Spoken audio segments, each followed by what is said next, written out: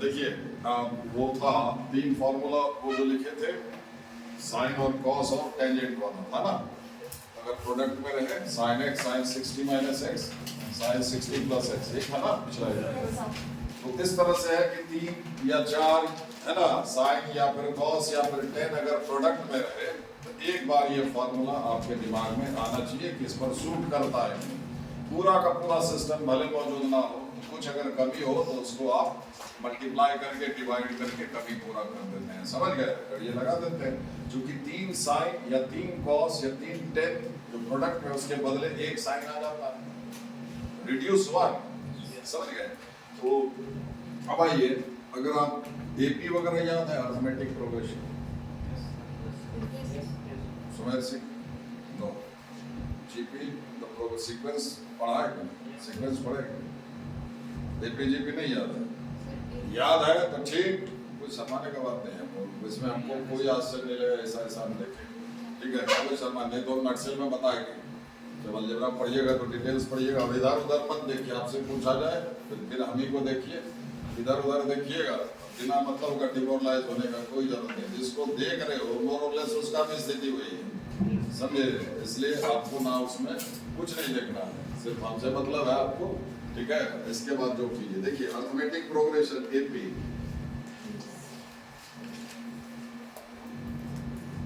Just हम पहचानने के लिए अभी बताएंगे और कुछ नहीं। देखिए सीक्वेंस होता है, सीक्वेंस हुआ कि कुछ संख्या अगर आप लिख रहे हैं, कुछ संख्या ऐसे आप लिख रहे हो, कुछ नंबर्स लिख रहे हो, अगर ये नंबर देख करके आपको ये पता चल जाए कि आगे वाला नंबर क्या होगा, तो ऐसा ये जो संख्या का क्रम है इसको सीक्वेंस बोलते हैं, समझ गए?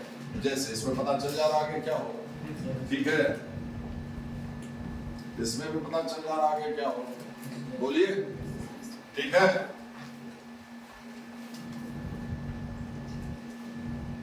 इसमें भी पता चल जा रहा आगे क्या होगा, चल जा रहा है ना?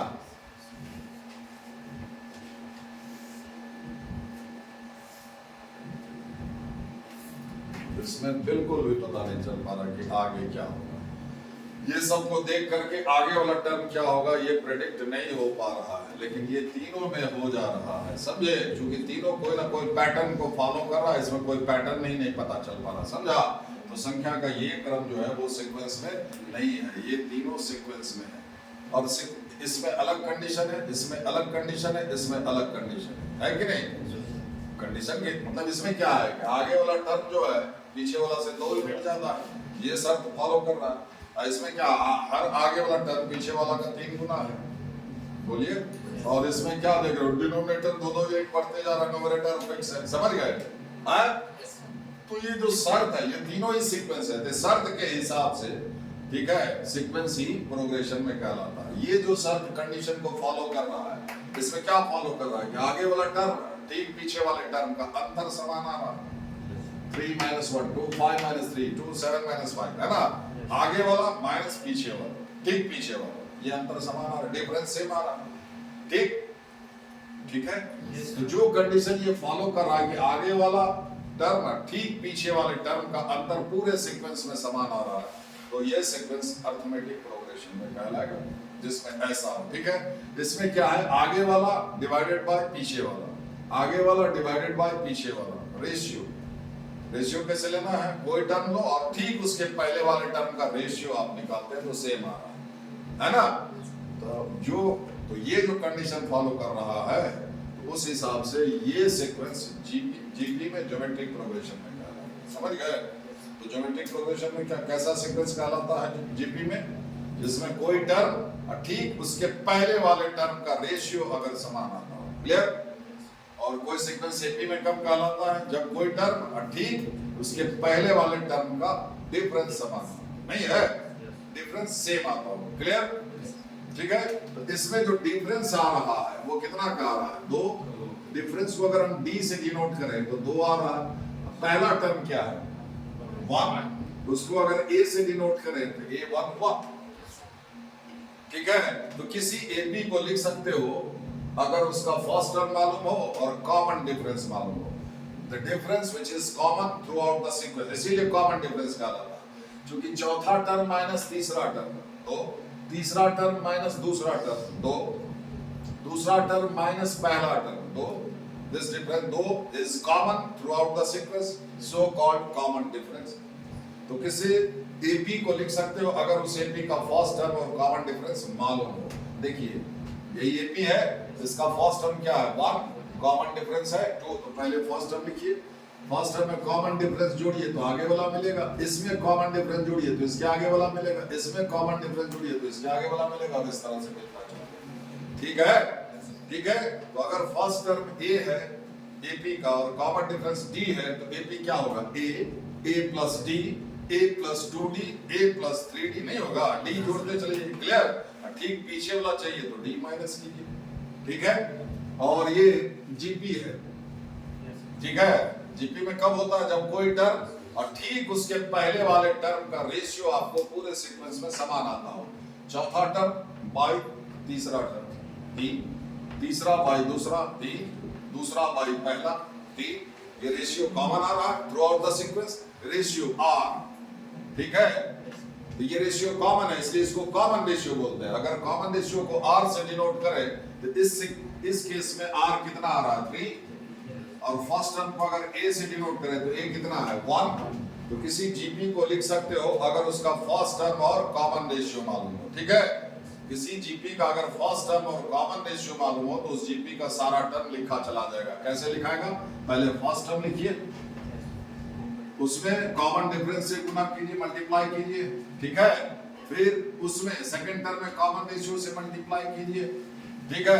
थर्ड मिलेगा, थर्ड टर्म में कॉमन रेशियो से मल्टीप्लाई कीजिए, फोर्थ टर्म मिलेगा, है ना 1 3 9 27, है कि नहीं, ठीक है। अगर फर्स्ट टर्म a और कॉमन रेशियो r है तो जीपी क्या हो जाएगा a r, बोलिए ना a r है ना, ये a इंटू आर, फिर इसमें r से मल्टीप्लाई करेंगे, A R square A R cube, ऐसे मिलेगा, क्लियर। और ये हार्मोनिक प्रोग्रेशन में जो इंडिपेंडेंट नहीं है, एपी के टर्म्स को उलट दोगे तो एचपी में आ जाएगा, और एचपी के टर्म्स को उलट दोगे तो एपी में आ जाएगा। इसका इंडिपेंडेंट मैथमेटिक्स नहीं, this is dependent on arithmetic progression. अगर कोई सीक्वेंस एपी एचपी में दिया हुआ है पहले उसके टर्म्स को उलट करके एपी में कन्वर्ट कर लेंगे, फिर एपी का मैथमेटिक्स है उस हिसाब से उसको फिर हैंडल करते हैं, समझ गए, समझे। तो लिखते जाइए।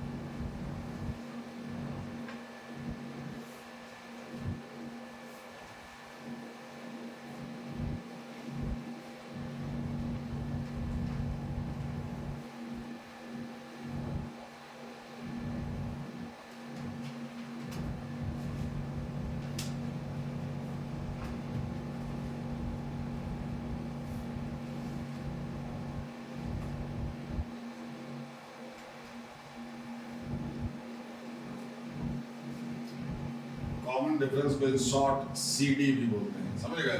D is the common difference, CD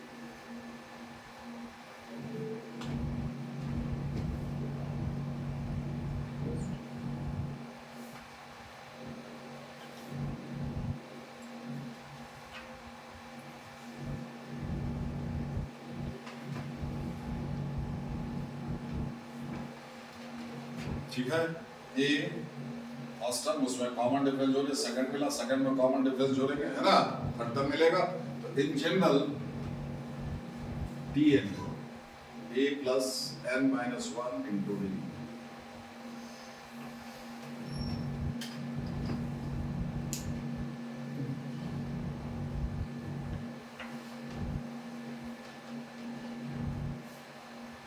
ठीक है,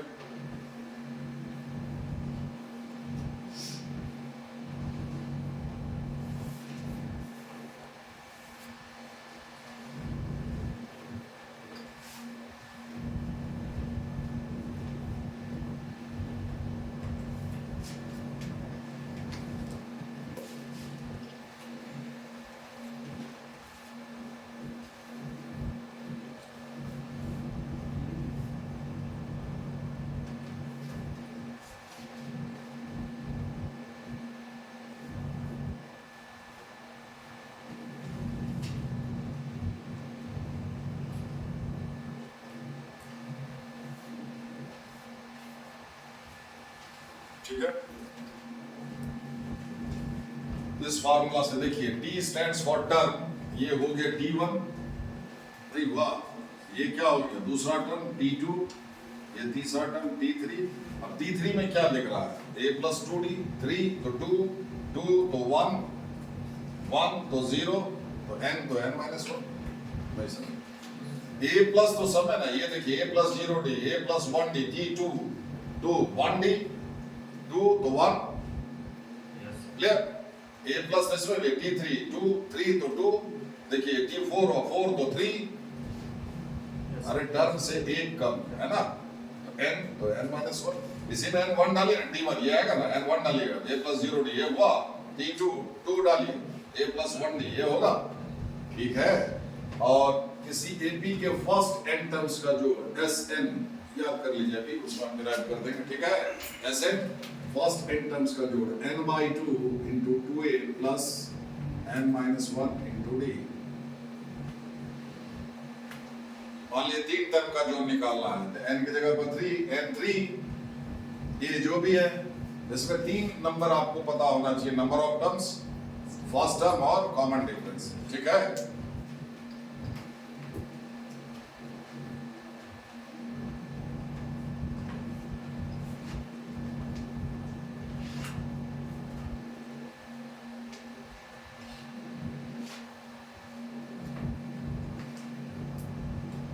GP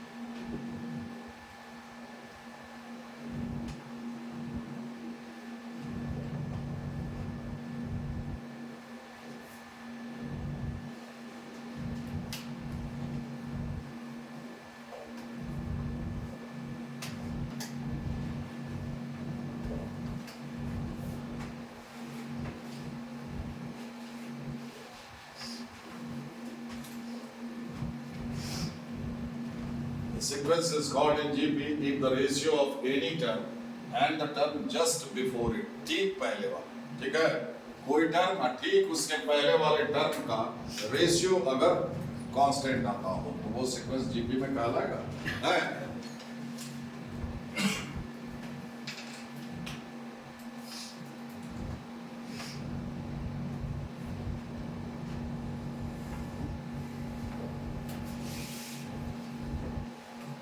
is called, ये जो रेशियो कॉमन आएगा, सेम आएगा, उसको कॉमन रेशियो बोलते हैं।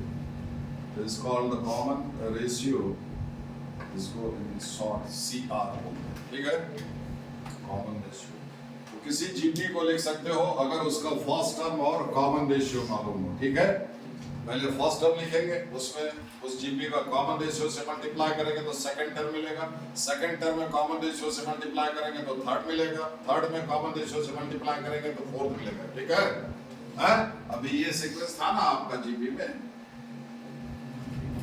है ना? रेशियो सेम आ रहा है, fourth by third term 27 by 9 3, third by second 9 by 3 3, second by first 3, common ratio यार हुआ है ना?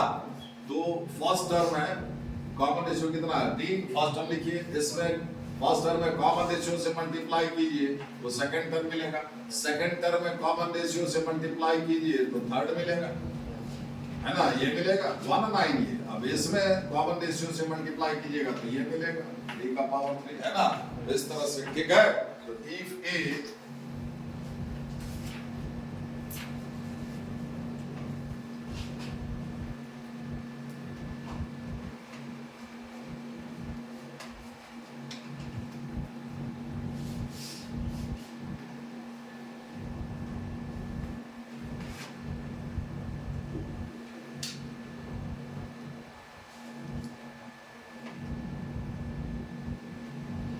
इसका जनरल टर्म इस फार्मूला से, हर एक टर्म में क्या देख रहे हो? टर्म से एक कम आर का पावर है, हर एक टर्म में ए है, हर एक टर्म में ए है ना? और आर भी है, तो टर्म से एक कम आर का पावर है। पहला टर्म है आर का पावर 0, पहला टर्म 1 आर का पावर 0, दूसरा टर्म 2 आर का पावर 1, तीसरा टर्म 3 आर का पावर 2, एनवा टर्म अगर लिखेंगे तो आर का पावर एन से एक कम। इसी में 1 2 3 4 ये सब डालिए, सारा क्लियर? और कॉमन रेशियो जीपी का एक से बड़ा हो सकता है और एक से छोटा हो सकता है। ये जैसे जीपी है, इसका कॉमन रेशियो कितना है? 3। बोलिए, कॉमन रेशियो क्या हुआ? एक से बड़ा हुआ, एक से छोटा भी हो सकता है। एक अगर हुआ तो सारा टर्म बराबर हो जाएगा। कॉमन रेशियो एक कैसे होगा? सेकंड टर्म में फर्स्ट टर्म से भागा देंगे, थर्ड टर्म में सेकंड टर्म से आप डिवाइड करते हैं, फोर्थ में थर्ड से डिवाइड करते हैं, यही ना कॉमन रेशियो। ये रेशियो कॉमन आता है कॉमन रेशियो।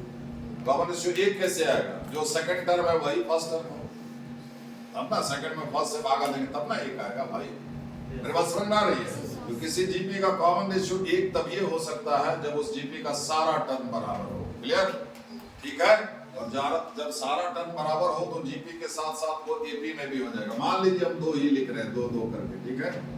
ये जीपी में इसलिए कि second by first 1, third by second 1, ratio common आ रहा है, 1 ही आ रहा है लेकिन आ रहा है भाई, अकॉर्डिंग टू डेफिनेशन ये जीपी में है, डिफरेंस भी कॉमन आ रहा है। Second minus first 0, third minus second 0। ठीक है? अगर ये कहा जाए कि मान लो 3 नंबर है ए बी सी, है ना? और ये एपी में भी है और एट द सेम टाइम ये जीपी में भी है, ये तीनों नंबर, ये तब ये संभव है जब ए बी सी तीनों बराबर हो। समझे? देखिए सब बराबर है, एपी में भी आ रहा है, जीपी में भी आ रहा है ना? है?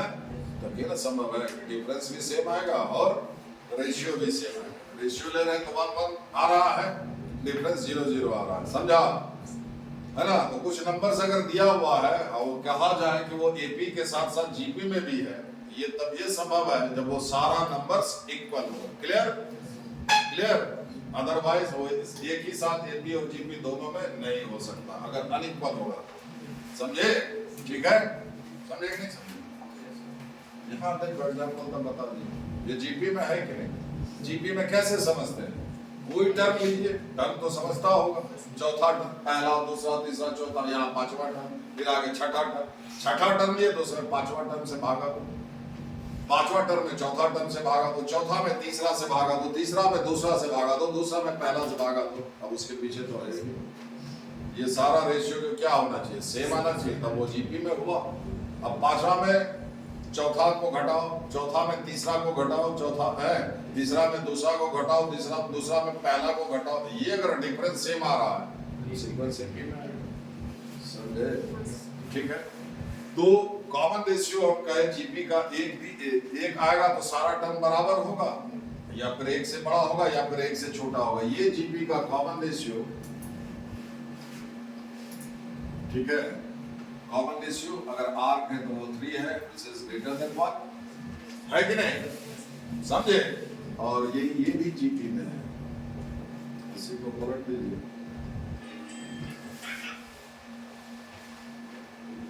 इसका कॉमन रेशियो 1/3 है, इसमें इससे डिवाइड कीजिए 1/3, इसमें इससे डिवाइड कीजिए 1/3 आएगा, which is less than 1। ठीक है, तो कॉमन रेशियो अगर आपका जीपी का 1 से बड़ा हुआ तो वो जीपी इंक्रीजिंग होगा, लगातार आगे टर्म बढ़ता चला जाएगा, और कॉमन रेशियो अगर 1 से छोटा हुआ तो जीपी डिक्रीजिंग होगा। क्लियर? ठीक है, तो कॉमन रेशियो और 1 हुआ तो सारा टर्म बराबर हो जाएगा। ठीक है, तो सम टू फर्स्ट n टर्म्स, किसी जीपी के फर्स्ट n टर्म्स का जोड़ है ना, a ले लिए फर्स्ट टर्म, r ले लिए कॉमन रेशियो। ठीक है, ठीक है, उसके लिए फार्मूला ये है, जब हम पढ़ाएंगे पीजीपी अलजेब्रा में तो ये पूरा डिटेल ये आता कैसे वो बताएंगे, अभी इसका जरूरत नहीं है। ठीक है, अभी ये याद कर लीजिए, ये तब लेंगे जब r का मैग्नीट्यूड 1 से कम है, ये वाला फार्मूला यूज करेंगे। इसमें r क्या है, 1 से बड़ा है, तो ये वाला फार्मूला यूज करेंगे, समझ गए? ठीक है, और 1 माइनस r जैसे इस जीपी के लिए ये वाला यूज करेंगे जब कॉमन रेशियो 1 से छोटा हो। ठीक है, और इनफाइनाइट जीपी अगर नंबर ऑफ टर्म्स इनफाइनाइट हो जाए, मतलब अनगिनत टर्म्स है, तो उसका सम तब ये निकलेगा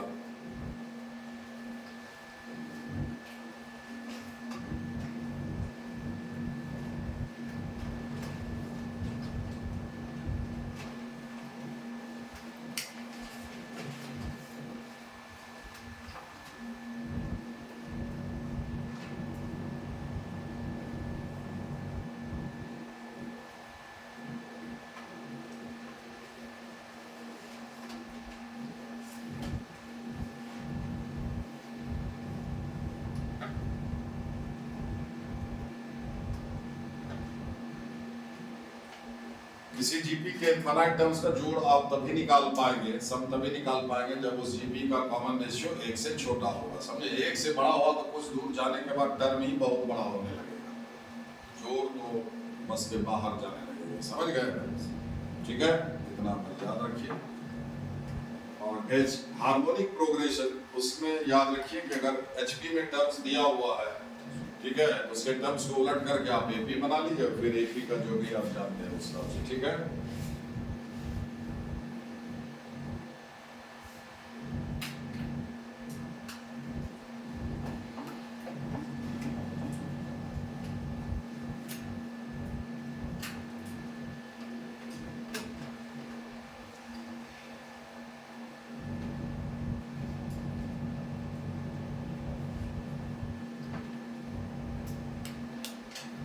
हो गया।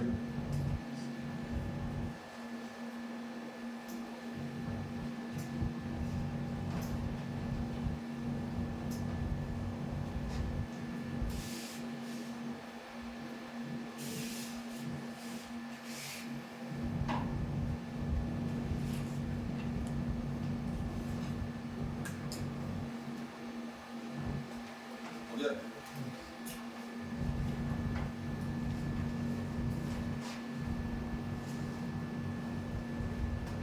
अब आइए वापस ट्रिग्नोमेट्री पर। ठीक है,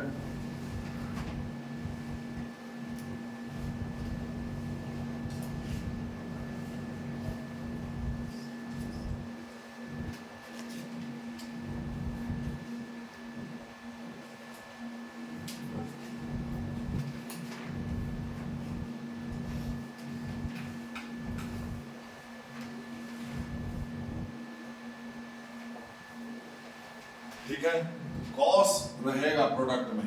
ठीक है, कोसाइन का प्रोडक्ट, एक फार्मूला जो आप कल देखे है ना, cos x cos 60 minus x into cos 60 plus x, उसमें भी cos प्रोडक्ट में था, लेकिन एंगल का पैटर्न क्या था, x 60 minus x 60 plus x। ठीक, 60 से में एक बार आप उसको कम किए और एक बार उसमें बढ़ाए, है ना, 60 से एंगल में वो पैटर्न था। इसमें क्या है कि इसमें भी cos रहे प्रोडक्ट में, और उसके cos के आगे जो एंगल्स है वो एंगल अगर देखें तो वो जीपी में दिखाई दे। ठीक है, और उस जीपी का कॉमन रेशियो 2 ही होना चाहिए, क्योंकि जीपी का कॉमन रेशियो 1 से बड़ा भी हो सकता है और 1 से छोटा भी हो सकता है। 1 से बड़ा में बहुत सारा नंबर है, 1 से बड़ा में वो क्या होना चाहिए, कॉमन रेशियो 2 ही होना चाहिए।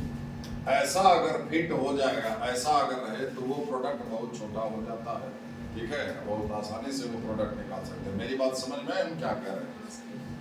कुछ कॉस प्रोडक्ट में दिया हुआ है, कोसाइन प्रोडक्ट में दिया हुआ है, ठीक है, तो कॉस के आगे जो एंगल्स है, समझ रहा, उसको देखना कि वो एंगल जीपी में है कि नहीं।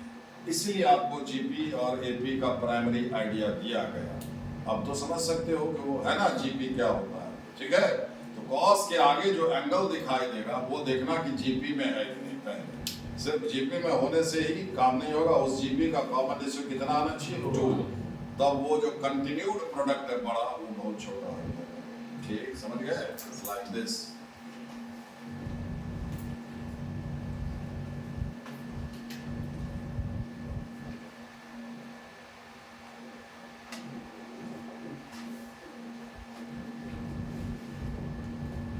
दिखाई दे रहा? कोसाइन का प्रोडक्ट है, अरे बोलो ना, है ना, कॉस सब है ना कोना में, कॉस का आगे एंगल क्या क्या दिखाई दे,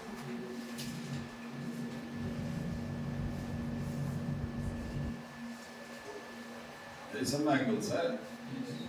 बताइए एंगल जीपी में है, और इस जीपी का कॉमन रेशियो 2 है कि नहीं, है ना?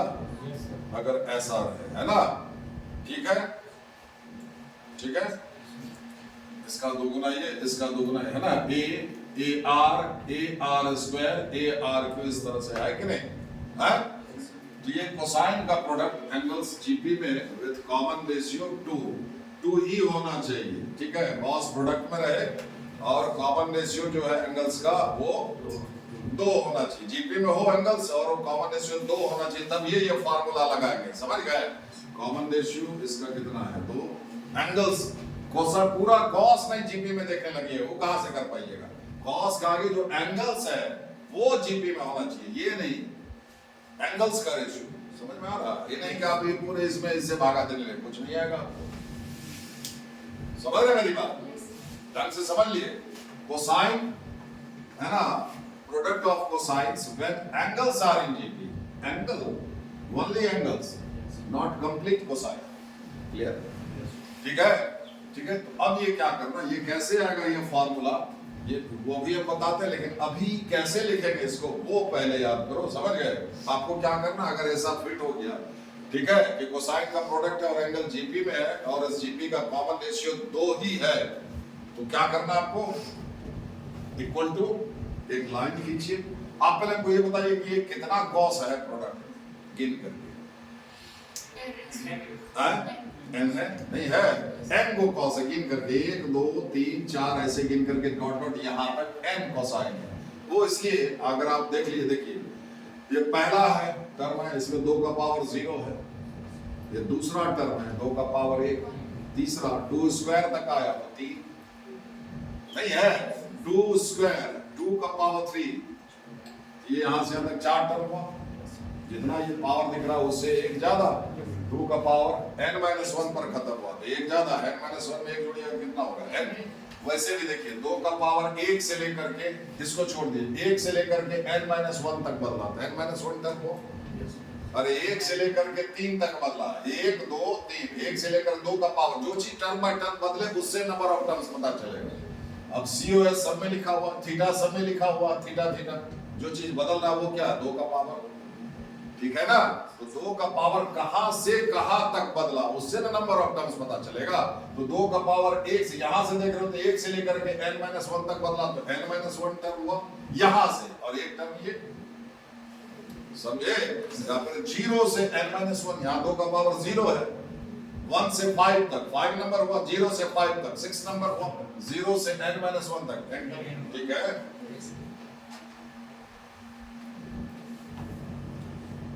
नाश्ता वास्ता कर गया है? नो, इसीलिए बेटे बस आज हम थोड़ा ही देर पढ़ाएंगे, ठीक है? तो क्या करना है, सुबह जी समझ रहे हैं बढ़िया से? जी सर, ठीक है। आप नाश्ता वगैरह कर गए? नहीं, आपने नहीं, वो तो डायरेक्ट गाँव से आ। देखिए यहाँ जितना ये कॉस है प्रोडक्ट में, कितना कॉस है प्रोडक्ट में, n, ठीक है? एक लाइन खींचिए जितना ये कॉस प्रोडक्ट में है 2 का पावर उतना लिखिए। मान लो 3 ठो कॉस प्रोडक्ट में रहता, अब 3 ठो कॉस कैसा कॉस प्रोडक्ट में, अब कोई 3 कॉस प्रोडक्ट में सर हम तो बोले थे ये लाइन खींच करके 2 का पावर उतना लिखा। अरे पहले देख लेना एंगल जीपी में है कि नहीं, और उस जीपी का कॉमन रेशियो 2 है कि नहीं, तब करेंगे ऐसा। 3 ठो कॉस रहेगा प्रोडक्ट में, लाइन के नीचे से शुरुआत करेंगे, 2 का पावर 3 ठो कॉस रहेगा 2 का पावर 3, 4 ठो कॉस रहेगा 2 का पावर 4, ठीक है। उसके बाद सबसे छोटा एंगल पहचानिए, पहचान पाइएगा, सबसे छोटा एंगल पहचानिए थीटा, ठीक है, उसका साइन लेकर के नीचे लिखिए, और सबसे बड़ा एंगल पहचानिए, दिखाई देगा वो जरूर, यही है, इसका डबल कर दीजिए, 2 से गुना कर दीजिए, इतना रहेगा, 30 डिग्री रहेगा तो 60 डिग्री कर दीजिएगा, ठीक है। फिलहाल तो ये है ना, इसका डबल करेंगे तो ये आएगा, अरे 2 का पावर 1 बढ़ जाएगा, यहाँ पर पावर 1 है, जैसे में पावर जुटेगा, n-1 + 1 होगा ना जी। तो जो सबसे बड़ा एंगल है उसको पहले डबल कीजिए, 2 गुना कीजिए, फिर उस एंगल का साइन लेकर के ऊपर में लिखिए। समझ में आई बात? समझे? जब कोसाइन का प्रोडक्ट हो और एंगल जीपी में हो विद कॉमन रेशियो 2, तो आप क्या करेंगे, इक्वल टू, जब आप फिट हो गया सारा तो आप एक लाइन खींचिए, नीचे से शुरुआत कीजिए, क्लियर। और अभी सुन करके याद हो जाना चाहिए, और नहीं याद रखते हो अगर तो लानत है, समझे। तो 2 ही लिखना, 3 4 में जितना ये कॉस है 2 का पावर उतना लिखिए, क्लियर। 4 ठो कॉस है तो 2 टू द पावर 4, फिर सबसे छोटा एंगल पहचानना है, दिखाई देगा सवाल में, दिखाई देगा सबसे छोटा एंगल, जो सबसे छोटा एंगल है उसका साइन लेकर के नीचे में लिखिए, क्लियर, जैसे लिखा हुआ, क्लियर। अब सबसे बड़ा एंगल पहचानिए, ठीक है, उसका 2 गुना कर दीजिए, ठीक, उसका साइन लेकर के ऊपर में लिखिए, दैट्स इट, समझ गए। अब ये 3 रहेगा तो n की जगह पर क्या होगा, 3 होगा, 4 रहेगा तो n की जगह पर 4 होगा, ठीक है, होगा कि नहीं होगा। तो जो 3 के लिए वही, 4 के लिए वही, 400 के लिए, ठीक है। अब ये फॉर्मूला कैसे आया, जस्ट हम आपको समझाते हैं। जैसे मान लीजिए हम यही 3 लेते हैं, तो हमको क्या आना चाहिए, हमको क्या आना चाहिए, 3 ठो कॉस है तो 2 का पावर 3, ठीक है, सबसे छोटा एंगल उसका साइन, सबसे बड़ा एंगल ये, इसको 2, ये 4 थीटा हुआ, इसको 2 से गुना करेंगे 8 थीटा, है ना, ये आना चाहिए, क्लियर, ठीक है, आना चाहिए ना अकॉर्डिंग टू दिस फार्मूला, समझ रहे हैं आप। तो देखिए यही आएगा, ठीक है। ये 3 4 के लिए करेंगे तो यहां तक अगर करेंगे क्या होगा, 2 टू द पावर 4, ठीक है, एंगल तो अभी भी छोटा सबसे यही है, साइन थीटा 2 टू द, है ना, इसका 2 गुना 2 टू द पावर 4 हो जाएगा यहाँ, ठीक, ठीक है। तो देखिए आप क्या करेंगे,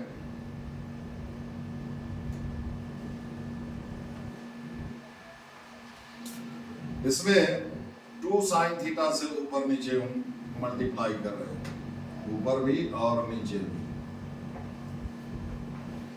तो 2 साइन थीटा से मल्टीप्लाई किया तो 2 साइन थीटा से डिवाइड भी कर दिए, बोलिए। अरे यहाँ से तो है ही ना भाई, ये हम लाए हैं उससे भाग, ठीक है। 2 sine theta into cos theta कितना हो जाएगा, साइन 2 थीटा, ये हो गया साइन 2 थीटा, आगे ये दोनों है कॉस 2 थीटा, क्लियर, नीचे। अब और कुछ नहीं, अब सिर्फ 2 से गुना कीजिए ऊपर नीचे, सिर्फ 2 से, 2 से यहाँ भी 2 से यहाँ भी, 2 स्क्वायर हो जाएगा नीचे, क्लियर, 2 स्क्वायर साइन थीटा, ठीक है। यहाँ जो 2 से मल्टीप्लाई करेंगे तो 2 sine 2 theta into cos 2 theta, ये क्या हो जाएगा, साइन इसका डबल 4 थीटा, 2 स्क्वायर थीटा होगा,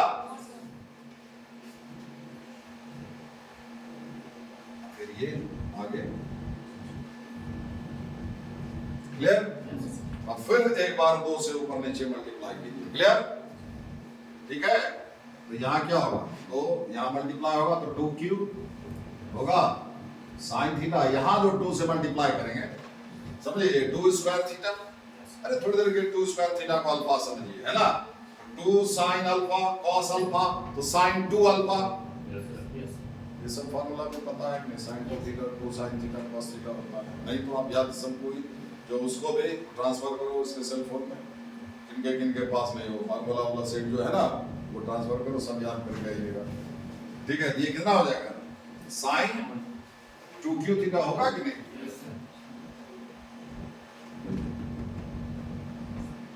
समझे? आया होगा कि नहीं?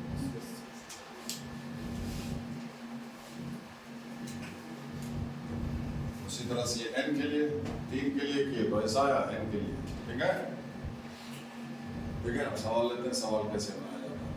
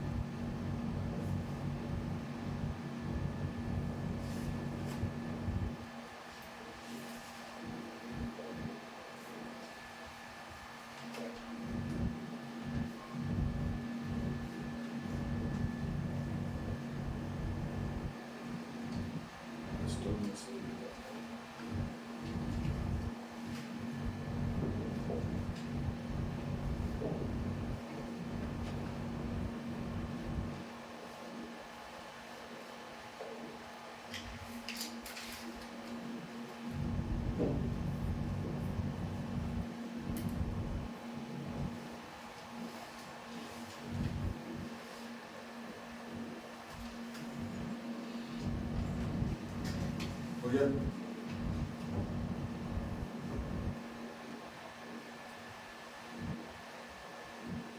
सब आप इससे देखिएगा, छांट करके जो सवाल सब कर देंगे वो आपको बनाना, वो भी बनाना है, आगे सब ये भी बनाना है। ज़्यादा बनाइए, मैक्सिमम प्रॉब्लम होना चाहिए। इतना प्रॉब्लम आप ज़्यादा से ज़्यादा सॉल्व करें। तो 4, 10, 15 बना करके अगर संतुष्ट हो जाते हैं, उससे नहीं होगा, तनाव से कुछ नहीं होगा। आइए धीरे धीरे उसको बढ़ाइए, और वो बनाने में ज़्यादा समय मत लीजिए। ठीक है, बेटा?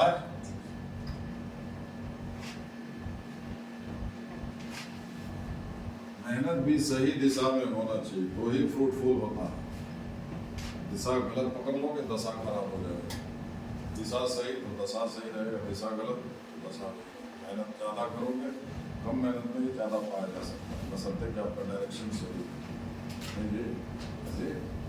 पुष्पांजलि प्ला रहा है, इधर पड़ेगा उधर चलेगा, उधर मेहनत ज़्यादा मेहनत बहुत ज़्यादा, दिशा पर गलत पकड़ लिए थे, दशा खराब हो गई। ठीक है, सवाल देखिए।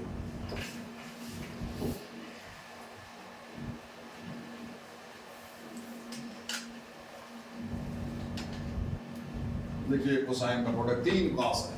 अब जैसे ही कॉस प्रोडक्ट में रहे 3, 4, 5 ऐसा रहे, एक वो फार्मूला है जो कल बताया। ठीक, अब एक साथ स्ट्राइक करना चाहिए ना। ये रियाज करोगे तब ये स्ट्राइक करेगा, रियाज नहीं करोगे, हम बता दिए कुछ करोगे है ही नहीं, कुछ नहीं आएगा उस समय। आपको समझ नहीं आएगा, करें तो करेंगे। आपको कॉस का प्रोडक्ट वाला कल भी बताए थे, उसमें देखिए एंगल का पैटर्न क्या था। तो दोनों एक साथ दिमाग में आना चाहिए। क्या वो सूट कर रहा है तो वो लगाएंगे cos x, cos 60 - x, वैसा था ना 60 वाला। अगर वो है तो वो लगा देंगे, अगर वो नहीं है तो ये भी एक है कि नहीं। इसमें क्या है, cos का प्रोडक्ट एंगल जीपी में हो और उस जीपी का कॉमन रेशियो 2 होना चाहिए। आप बताइए सिंह, आपको दिखाई दे एंगल जीपी में है और उस जीपी का कॉमन रेशियो 2 है कि नहीं? सिंह जी, ठीक है। एंगल खाली देखिए, एंगल्स क्या दिखाई दे रहा है?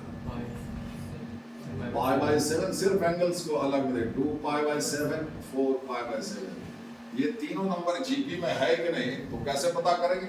दूसरा टर्म में पहला टर्म से भागा देंगे, जो आया वही तीसरा टर्म में दूसरा टर्म से भागा देने पर आना चाहिए। वो आ रहा है, this divided by this 2, this divided by this 2। अरे दोगुना है, नहीं है? इसका दोगुना ये है, इसका दोगुना ये a है, तो ये AR हुआ, ये AR² हुआ, है ना? बैठा हुआ। ठीक है, ये क्या होगा, ये इक्वल टू, आप एक लाइन खींचिए, कितना कॉस है प्रोडक्ट में 3, तो 2 2 का पावर 3 लिखेंगे, बोलिए जो याद करवाया है ना। और जो सबसे छोटा एंगल है वो पहचानिए, क्या है, पाई बाय 7। फिर उसका साइन लेकर के नीचे लिखिए। सबसे बड़ा एंगल पहचानिए 4 पाई बाय 7, उसका डबल कीजिए तो 8 पाई बाय 7, फिर उसका साइन लेकर के ऊपर लिखिए। क्लियर, बस ये हो गया, ठीक है। अब देखिए, अब इसको क्या करेंगे, ये दोनों एंगल का बिरादरी सेम है, हम कल भी बताए थे, परसों भी बताए थे। अगर इस एंगल का वैल्यू मान लो थोड़ी देर के लिए साइन पाई बाय 7 अगर के आ रहा है, ये भी के ही आएगा इन मैग्नीट्यूड, हो सकता है ये माइनस के हो जाए। मेरे बात समझ में आ रही है, क्योंकि दोनों एक बिरादरी का, यहाँ 1 पाई बाय 7 है 1, और वही 8 पाई बाय 7, ये घुमा फिरा करके किसी दूसरे क्वाड्रेंट में लेकर के चला गया होगा। जैसे साइन पाई बाय 6 हम समझाए थे, वो कितना आता है, हाफ। अब साइन 11 पाई बाय 6 भी करोगे तो उसका वैल्यू भी हाफ ही आएगा। अब खाली देखना है मैग्नीट्यूड में, अब ये हाफ होगा या माइनस हाफ होगा, तो देख लो ये 11 पाई बाय 6 जो है ये किस क्वाड्रेंट में है, ये 4th क्वाड्रेंट में है। 2 pi minus pi by 6 11 pi by 6, अरे 12 पाई बाय 6 कितना हो गया, 2 पाई। 12 पाई बाय 6 में 1 पाई बाय 6 निकालोगे 11 पाई बाय 6 है।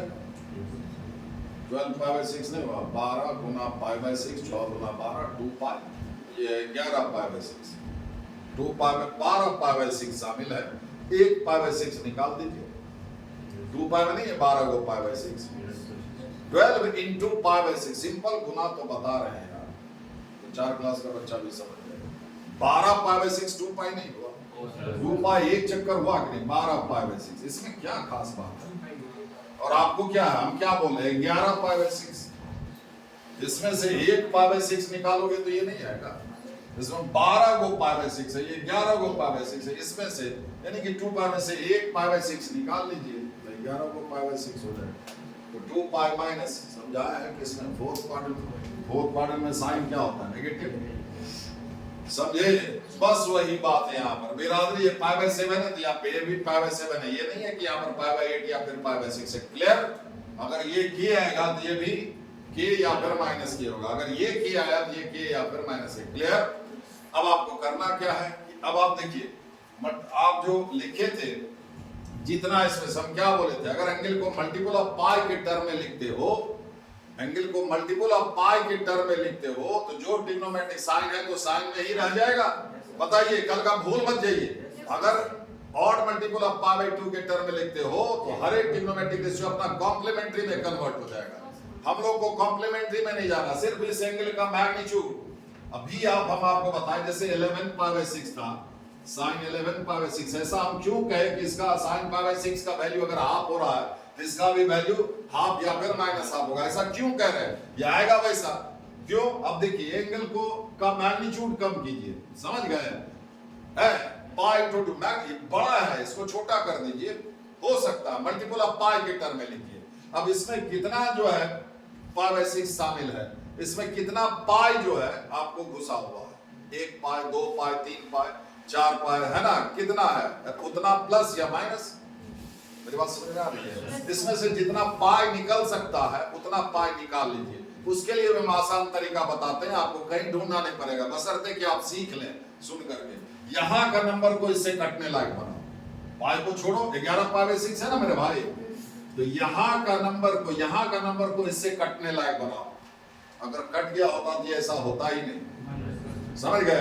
तो उसके लिए क्या करेंगे, एक कदम पीछे जाएंगे, 11 से एक कदम पीछे, 10 नहीं कटा, अब एक कदम आगे जाइए, अगर नहीं कटा तो फिर 2 कदम पीछे जाते, फिर 2 कदम आगे जाते, ऐसे करके। क्लियर, तो एक कदम आगे जाइए, कट जाएगा 12 पाई बाय 6 नहीं है, 12 पाई बाय 6 कितना हो गया, 2 पाई है ना। एक कदम 1 पाई बाय 6 आप और जोड़ लिए तो फिर घटाना पड़ेगा, नहीं है, तो ये इसको क्या लिखोगे, 12 पाई by 6 minus pi by 6, 12 pi by 6 का मतलब क्या हुआ, 2 पाई, मल्टीपल ऑफ पाई है तो साइन में लिखेंगे, है ना, साइन है तो साइन ही लिखेंगे, आगे ये एंगल लिखाएगा, चाहे यहाँ माइनस हो या फिर प्लस हो, ठीक है। अब या तो यही रहेगा या फिर पीछे माइनस लगेगा, वो डिसाइड करेगा। ये आधा 2 pi minus, even multiple of pi minus किस में छोड़ता है, 4th क्वाड्रेंट में, और 4th क्वाड्रेंट में क्या होता है, साइन नेगेटिव होता है, तो पीछे साइन पाई बाय 6 का मान हाफ होता है, माइनस हाफ हो, बताइए होगा कि नहीं है? अब आप ये बताइए कि अगर sine 11 pi by 6 by sine pi by 6 रहा तो आंसर कितना होगा? -1। बोलिए होगा कि नहीं? अरे साइन 11 पाई बाय 6 कितना है? Minus half. ये कितना होता है कि नहीं? अब देखिए 11 पाई बाय 6 के बदले आपको सिर्फ 1 पाई बाय 6 काम कर गया। अरे 11 रुपया खर्चा कर रहे थे, यही बराबर नहीं है भाई? 11 का 1 आ गया, 1 पाई बाय 6, 11 रुपया के बदले 1 रुपया खर्च करके आप काम चला सकते हो, then that is called mathematics. ठीक है, रिड्यूस हो जाता है। ठीक है, तो देख रहे हो बस ऐसा। ये रेशियो कितना आ गया? -1 या -1 कब आएगा? जब ऊपर वाला और नीचे वाला का मैग्नीट्यूड सेम होगा तब ये ना होगा जी। वही तो बात है। क्या पता ये 8 पाई बाय 7 जैसे 11 पाई बाय 6 पाई बाय 6 लिखा चला गया, क्या पता 8 पाई बाय 7 पाई बाय 7 लिखा चला जाए। कोशिश तो कर ले। क्लियर? तो देखिए इसको क्या बोले, यहाँ का नंबर को इससे कटने लायक बनाइए। बोलिए एक कदम पीछे जाइए। 7 पाई बाय 7 जोड़ पाई बाय 7 8 पाई बाय 7। बोलिए 7 पाई बाय 7 मतलब पाई। बोलिए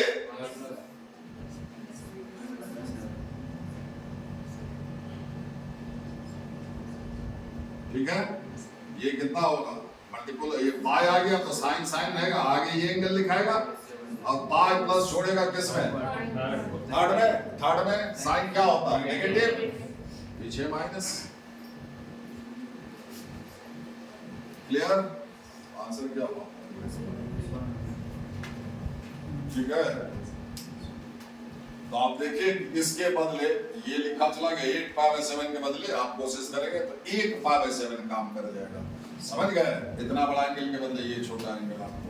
ठीक है, तो ये रिड्यूस एंगल का, हम सिर्फ एंगल का मैग्नीट्यूड बदले। ट्रिग्नोमेट्रिक रेशियो साइन था तो साइन है ना, तो इसलिए एंगल में आप क्या इंट्रोड्यूस किए? पाई। एंगल में पाई इंट्रोड्यूस करेंगे तो ये फंक्शन नहीं बदलेगा, खाली एंगल बदल जाएगा। हाँ, अगर कॉस में जाना होता इसको बदलते तो यहाँ पर pi by 2 multiple of pi by 2 लाते, समझे? तो कॉम्प्लीमेंट्री में चले जाते। क्लियर? ठीक है, मिटा दिया जाए।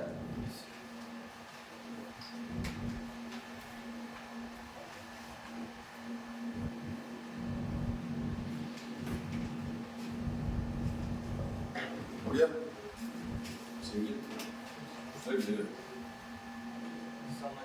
ना देखिए अभी समझ में, ठीक, पहला ही सवाल है, उतना समझदार भी मत बनिए। ठीक है, शायद आपको पता नहीं है कि जो ज्यादा होशियार है वो 3 जगह कच्चा खाता है। हम बताते हैं क्लास के बाद, अभी तो ये रिकॉर्ड हो रहा है ना, नहीं समझे? तो ज्यादा होशियार है 3 जगह वो कैसे कैसे कच्चा खाता है वो हम बताते हैं आपको।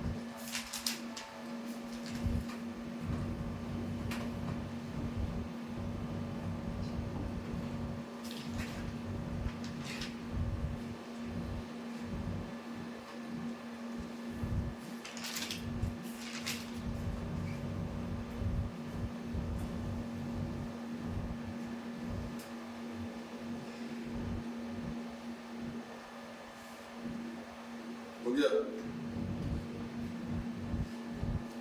बीच वाला से नहीं लिखना, फिर तो उससे डिटैच हो जाता, जैसे उसको ले ली तो उससे वो उससे डिटैच होने पर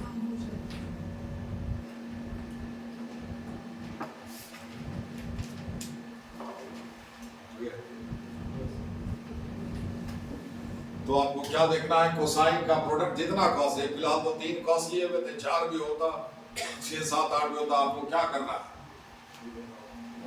उसमें देखना है कि एंगल जो है वो जीपी में आ रहा है कि नहीं, एपीयूपी में, और प्रोडक्ट में ही नहीं, जोड़ घटाव में नहीं। समझ गया? अब ऐसा हो सकता है कि 7-8 कॉस है प्रोडक्ट में, अब पूरे में तो ये पैटर्न फॉलो नहीं कर रहा है कि एंगल जीपी में है, लेकिन उसमें से छांट लो तो 5 को ऐसा दिख रहा है। एक यहाँ लिखा है, एक यहाँ वाला, यहाँ वाला, यहाँ वाला, फिर एक आध को छोड़ करके वहां वाला, उसको इकट्ठा कर ले जो ये पैटर्न को फॉलो कर रहा है। मेरी बात समझ में आ रही है? हम क्या कहना चाह रहे हैं? बाद बाकी जो बन गया उसको बाद में देख लेंगे, वो सब के बदले तो ये ऐसा आ जाएगा मेरे भाई। 8 कॉस दिया हुआ आपको प्रोडक्ट में, 1 2 3 गिन करके 8, उसमें से 5 देख रहे हैं इस पैटर्न में आ रहा है। अब वो आपको लगातार नहीं दिखेगा। अरे भाई ये गुना में इसी को हम यहाँ नहीं लिख सकते हैं, तो वैसा करके चुन करके जो जीपी में दिख रहा है, उसका एंगल जीपी में दिख रहा है, कॉमन रेशियो भी 2 है, तो उसको इकट्ठा कर लेंगे, ठीक, उसमें ये फार्मूला लगा देंगे, जो बच गया उसको उसके बाद में देख लेंगे। ये तो छोटा होकर एक नंबर आ जाएगा, उसके बाद जो बचा उसमें लगाएंगे और कुछ 2 cos a cos b वाला फार्मूला जो है ना, समझे कि नहीं? ठीक है। और एक चीज और बताते चले, अगर ये जितना कोसाइन है प्रोडक्ट में, मेरे बात समझ में आ रही है, जितना ये कॉस है प्रोडक्ट में, अगर एंगल जीपी में विद कॉमन रेशियो 2, ठीक है, तो इसका आंसर 3 ठो कॉस है प्रोडक्ट में, 1/2 का पावर 3 या फिर -1/2 का, यही आएगा। 4 ठो कॉस रहेगा, ठीक है, तो 1/2 का पावर 4 या फिर -1/2 का पावर 4। मतलब अगर इसी सवाल का जवाब में ऑप्शन में रहता -1 है ना, है -1/8 और कुछ मान लो 0, ठीक है, तो इस टाइप का सवाल में क्या होगा, इसका आंसर या तो 1/2 आएगा या -1/2 है ना, ठीक है।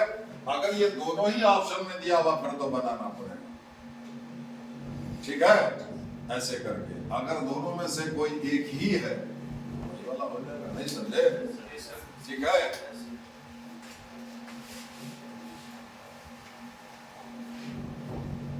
ये तो था सीधा सीधा फॉर्मेट पर बैठा हुआ था। कभी ऐसा भी होगा कि बिल्कुल आपको चेंज करना होगा, जैसे यही सवाल ले ऐसा,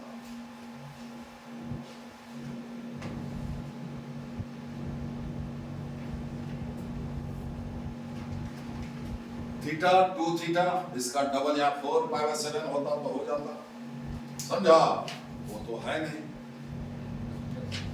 वो है नहीं, तो कोशिश कर ले। अभी अभी आप देखें 8π/7 जो था उसके बदले π/7 लिखाया, रिड्यूस किए थे ना, बोलिए। तो हम लोग कोशिश कर लें कि हो सकता 3π/7 की जगह पर 4π/7 आ जाए, ऐसा हो सकता है।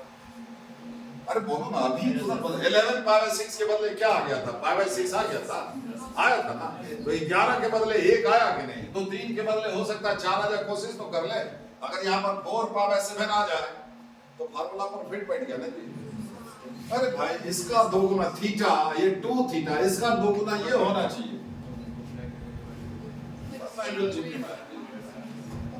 इसका रेशियो 2 आया, इसका रेशियो 2 आ रहा है नहीं ना, है यहाँ 4 है। अभी तुरंत जो सवाल है यहाँ पर 4π/7 था, वो सवाल ये सवाल में रत्ती भर का फर्क है, उसमें यहाँ पर 4 था, बाकी ये दोनों सेम था, यहाँ 3 है, समझ में आ रहा है? समझे? बस आपको ये एंगल का मैग्नीट्यूड चेंज करना है कि इस पर 4π/7 लिख पाएंगे कि नहीं।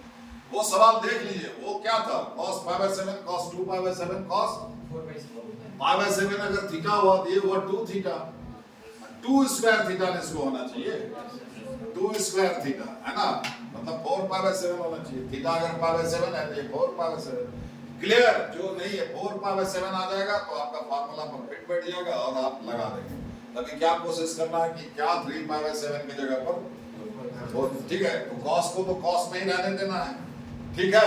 कैसे कन्वर्ट करते, cos को cos में ही रहने देना, इसलिए एंगल जो है एंगल में पाई इंट्रोड्यूस करेंगे, ठीक है, याद रखिए, समझे? अरे ध्यान से सुनोगे सीखोगे तो एकदम सीख जाओगे, एकदम आसान हो जाएगा, नहीं तो 20 दिन भी पढ़ाएंगे फिर भी कुछ नहीं होगा।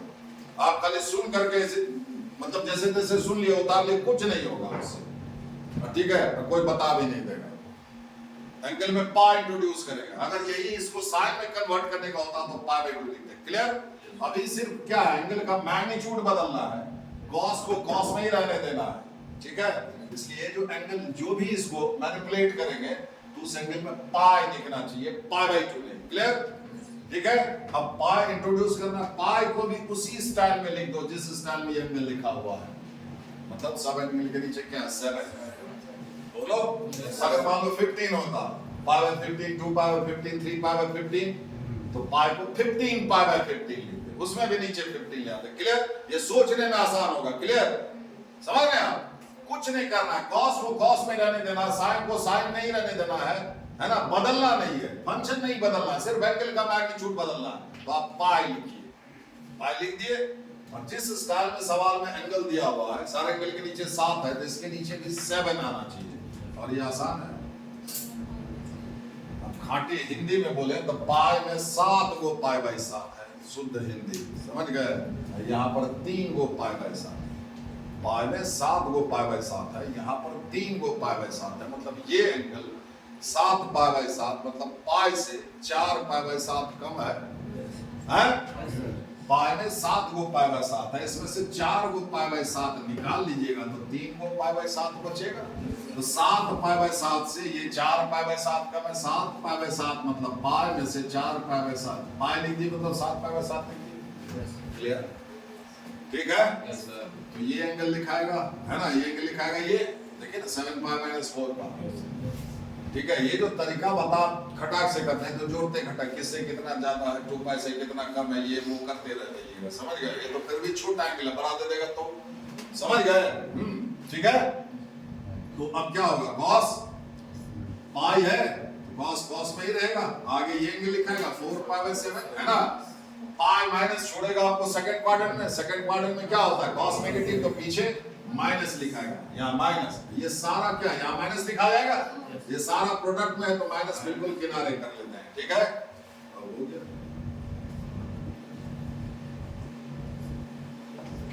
ये वाला तो आप अभी अभी बना है, कितना आया था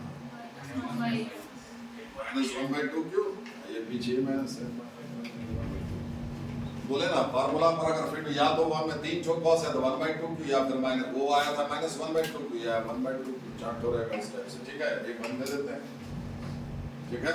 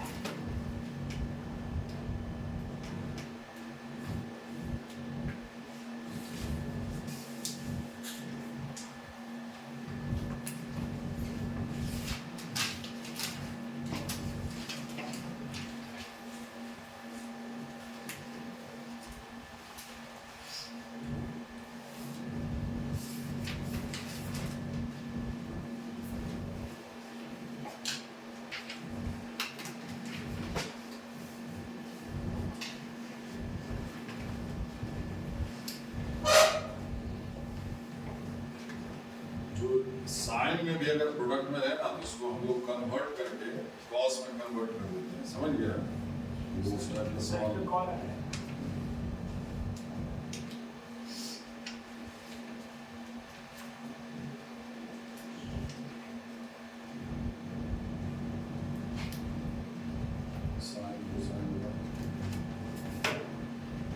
ये एक बनाइएगा 3 pi by 50, 4 pi by 50, 5 pi by 50,